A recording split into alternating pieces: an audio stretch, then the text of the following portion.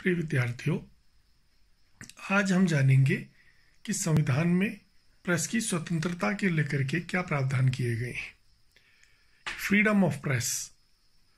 हमारे देश में ये कहा जाता है कि प्रेस फ्री है, यानी फ्रीडम ऑफ प्रेस है।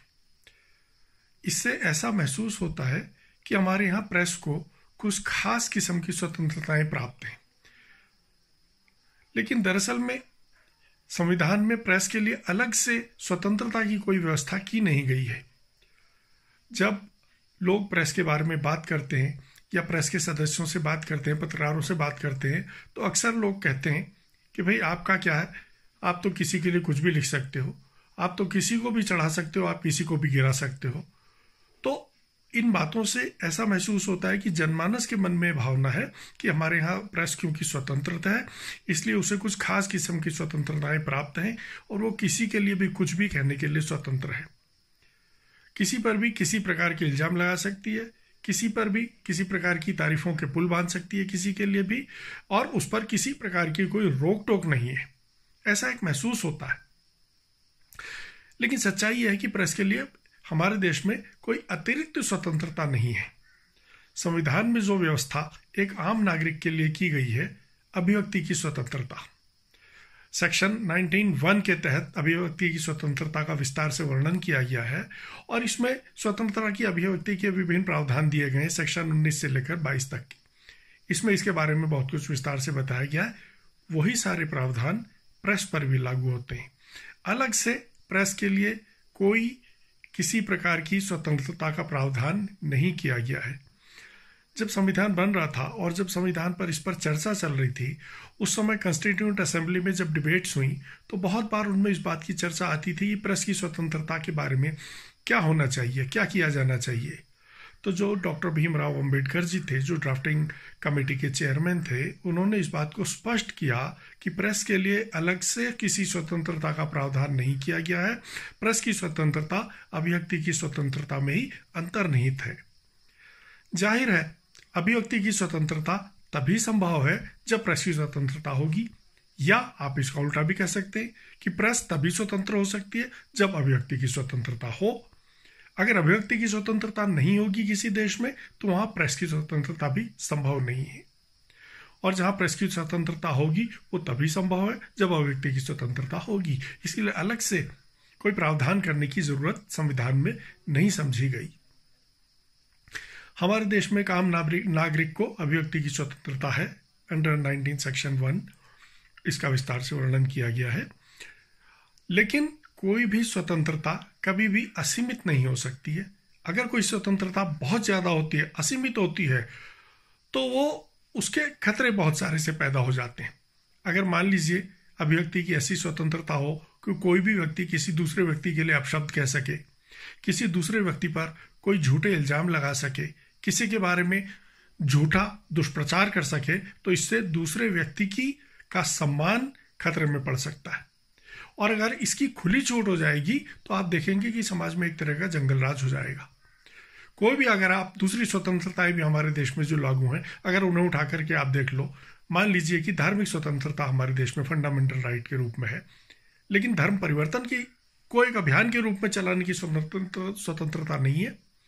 इसी तरह प्रॉपर्टी की स्वतंत्रता फंडामेंटल राइट थी शुरुआती दौर में, लेकिन बाद में उसको बदल के 1978 में एक लीगल राइट बना दिया गया, उसको फंडामेंटल राइट से हटाना पड़ा, क्योंकि असीमित स्वतंत्रता किसी भी चीज की किसी व्यक्ति को नहीं दी जा सकती, उसका हमेशा दुरुपयोग होने की संभावना रहती है। तो बहरहाल अभिव्यक्ति की स्वतंत्रता एक पत्रकार को भी उतनी ही है जितनी कि एक आम नागरिक को है, प्रेस को भी उतनी ही है जितनी कि एक आम नागरिक को है। फर्क सिर्फ इतना है कि जब प्रेस के माध्यम से आप अपनी बातें कहते हो, एक मास कम्युनिकेशन के माध्यम से आप अपनी बात कहते हो, तो बहुत ज्यादा लोगों तक आपकी बात जाती है। और क्योंकि जब कोई बात ज्यादा लोगों तक जाती है तो उसका प्रभाव ज्यादा होता है। ऐसे में लगता है कि प्रेस को अतिरिक्त अधिकार मिले हुए, अतिरिक्त स्वतंत्रता मिली हुई है, जबकि स्वतंत्रता अतिरिक्त नहीं है, केवल उसका प्रभाव अतिरिक्त है। क्यों? क्योंकि वह ज्यादा लोगों तक आपकी बात जा रही है, ज्यादा लोग उससे प्रभावित हो रहे हैं, ज्यादा लोग उसको सुन रहे हैं, समझ रहे हैं, उस पर विचार कर रहे हैं, या वह जानकारी एक साथ बहुत सारे लोगों के पास जा रही है। जबकि एक आम आदमी अगर आम समाज में बात करता है तो वो बात एक साथ बहुत सारे लोगों तक नहीं जाती। प्रेस की यही सबसे बड़ी ताकत है कि उसकी कही हुई बात बहुत सारे लोगों तक एक साथ पहुंचती है। तो बहरहाल प्रेस को जो अतिरिक्त अधिकार की बात है वो अतिरिक्त अधिकार की बात तो नहीं है, और उसके बावजूद भी ये बात हमेशा कही जाती है कि फ्रीडम ऑफ प्रेस है।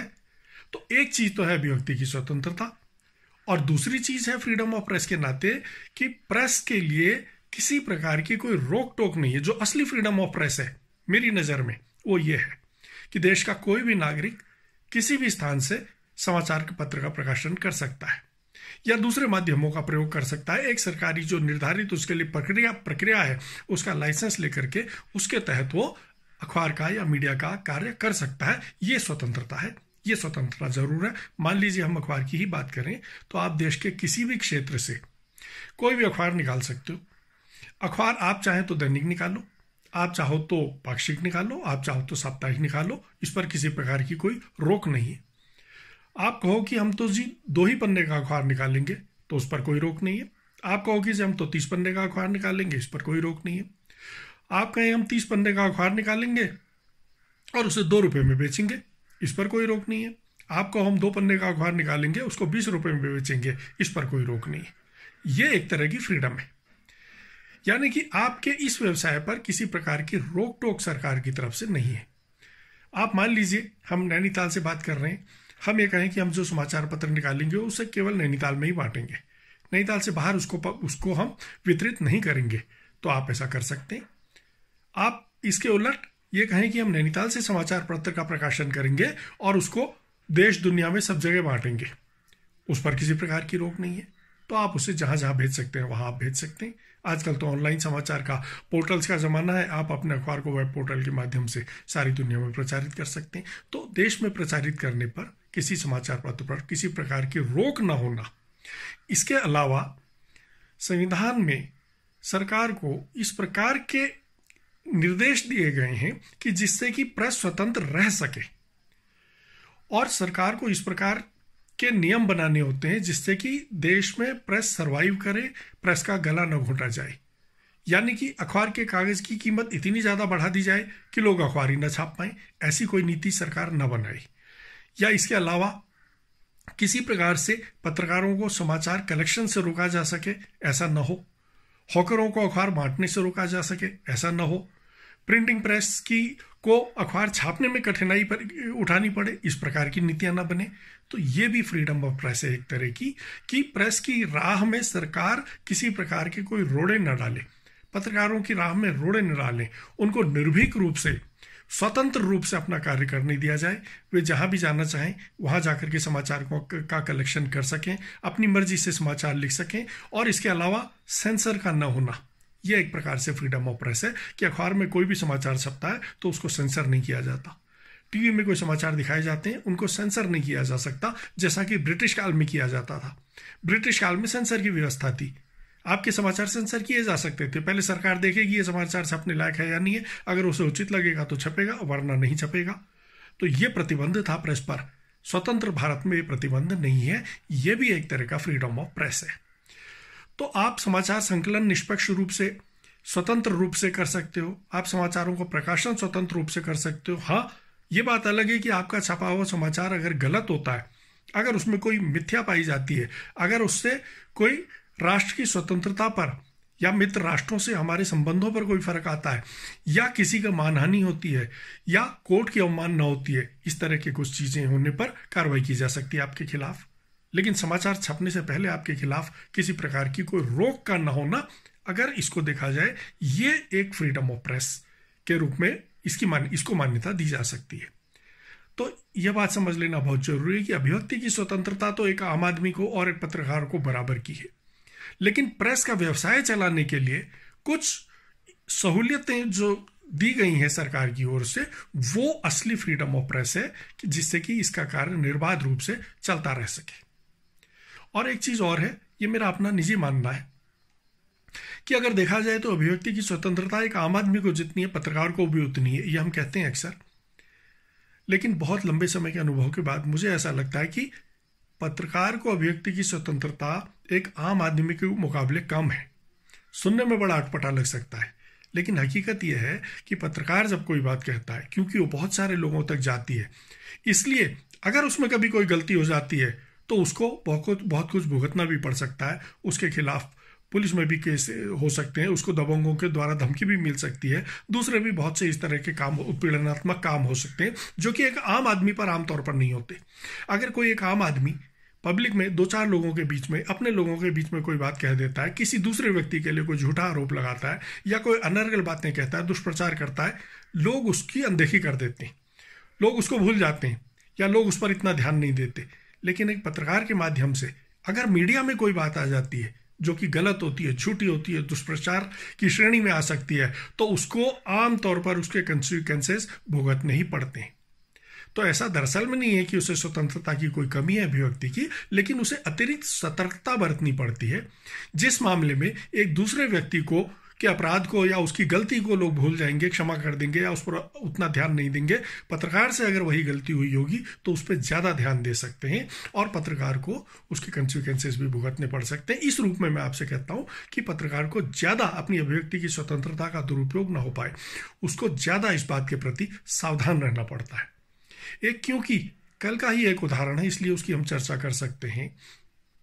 जो रिपब्लिक टीवी के editor in chief Arnab Goswami हैं, उन्होंने कांग्रेस की अध्यक्ष सोनिया गांधी के प्रति ये कहा था कि पालघर में हुई हिंसा के बारे में वो चुप क्यों हैं, उन्होंने उस पर कोई प्रतिक्रिया क्यों नहीं दी, और इस बात को लेकर के उनके खिलाफ कई जगह मुकदमे दर्ज हो गए।